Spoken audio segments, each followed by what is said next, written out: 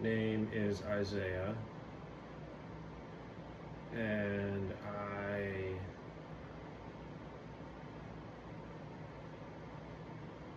am 24 years old. I live in the United States. I was born here in a town called Arlington, Virginia.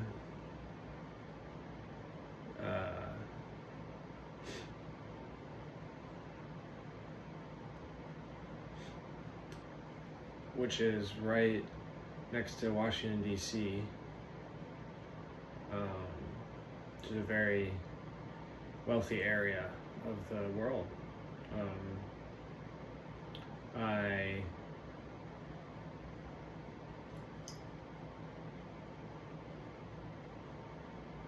think I'm lucky in that sense to have been born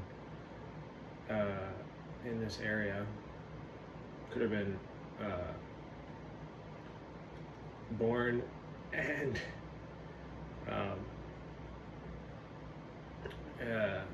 in a less fortunate circumstances.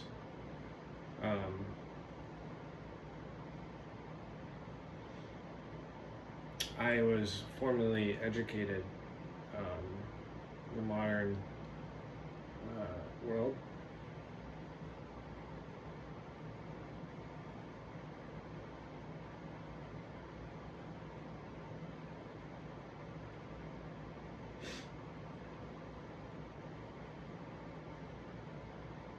So I have been taught,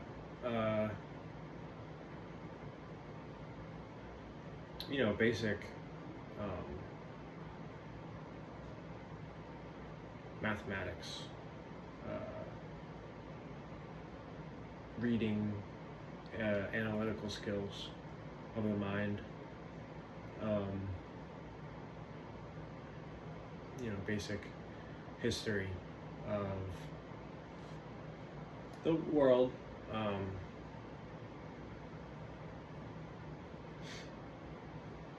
and my parents also formally educated.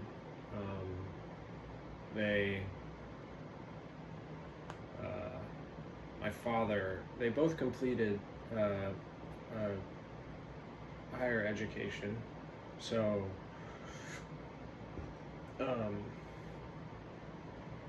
college. My father has a master's degree.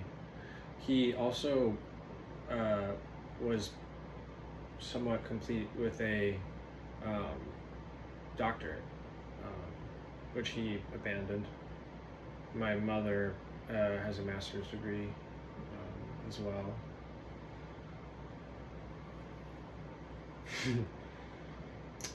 So that has some sort of, impact as well on my upbringing outside of the context of formal education. Say, like, while I'm at school, I'm receiving formal education. While I'm out of school, I'm receiving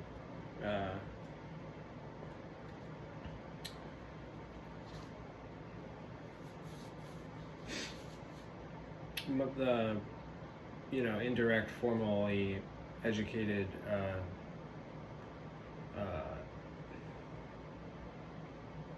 knowledge, behavior,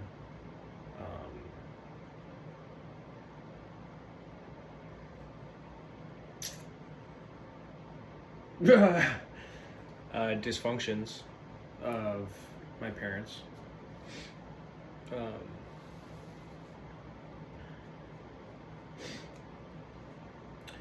Which, so I do appreciate that, because I feel like, being in this world, I have the sort of analytical behavioral skills to navigate according to the standards set by the world itself.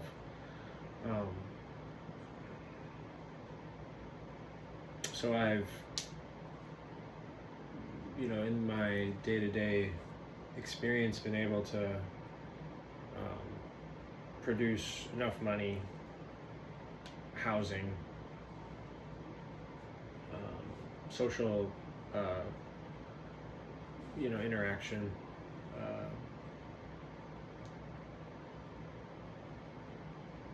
problem solving. That's good. Um, yeah, I currently am living. I stay in a room, a part of a Oxford House. So it's a sort of organization that represents me in the signing of the lease for not just this room, but for the house that I live in. And so I pay an equal expense for this room that every other member of the house also pays. So the way we calculate our rent is by the potential of each person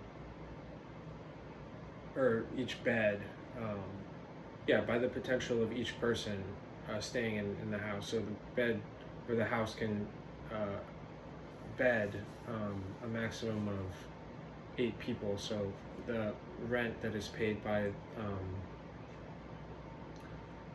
the organization that represents me is divided by the potential number of people who can stay here. So I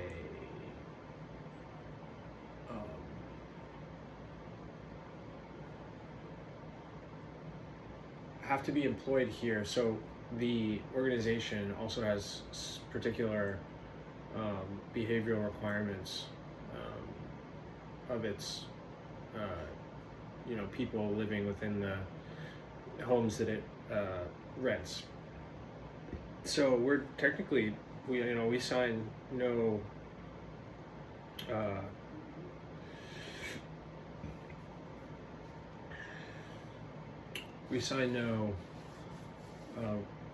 lease, so we're technically not tenants, but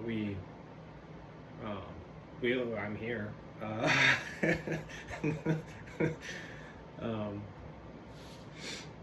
Yeah, I pay $185 a week.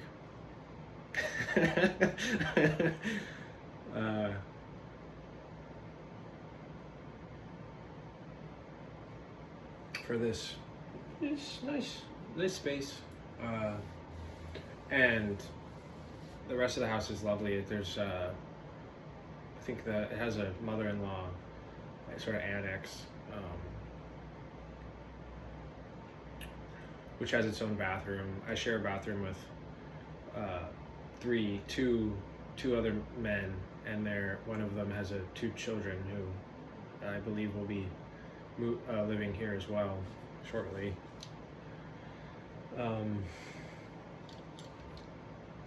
The kitchen is a lovely place. Preparing meals. There's 2 fridges.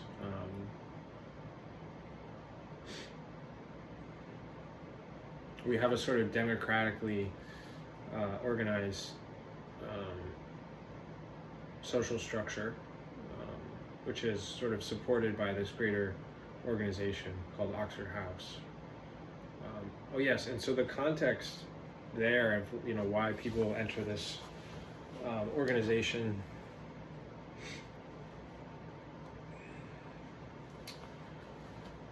is because they are struggling to recover from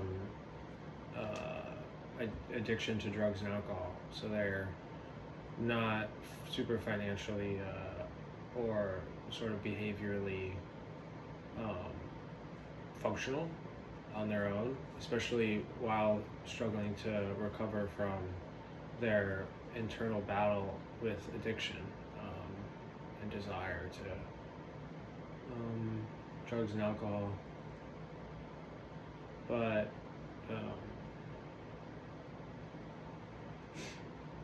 yeah, so it's a nice place for me here. I'm a Buddhist practitioner, so my view with uh,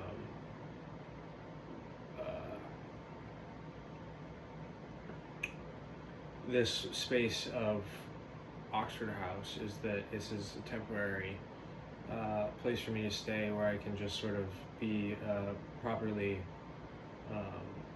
housed. I've met all of the basic requirements for one to be supported in their life. My practice is adequately so supported as well. So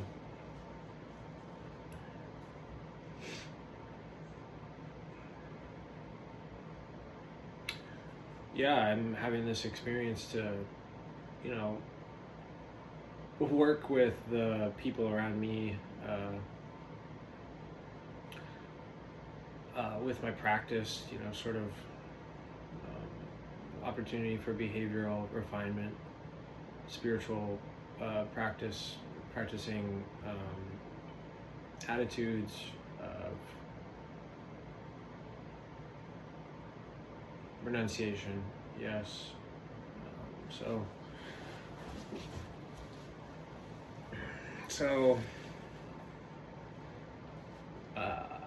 I suppose my life, I don't have any clear direction, sort of, you know, externally of where I'm, what I want. I sort of feel though I have the adequate means to support my own practice. But also, you know, there is this factor of refuge in Sangha. So I have some association with the Buddhist Vihara of Washington, D.C., where there is Bhante Dhammasiri is there. Bhante Rahula has also associations there, two monks of Theravada Buddhism. Yeah, so I'm considering though, like, in line with renunciation, to take steps to reduce my sort of life footprint that I have here in this room, and that has been an ongoing process. And then maybe, I don't know how it will manifest, but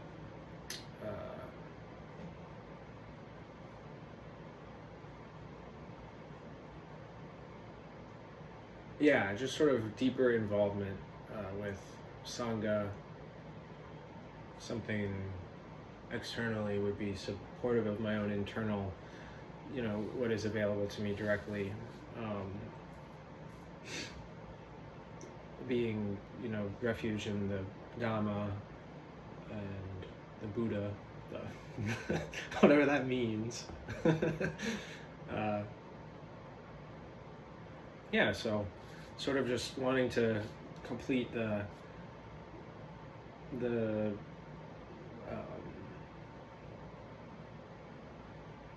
manifestation of my own taking refuge in the triple gem, not the double gem. That's not. That's not. It's a triple. It's a triple. So slowly, it's progressing. You know, it's been such a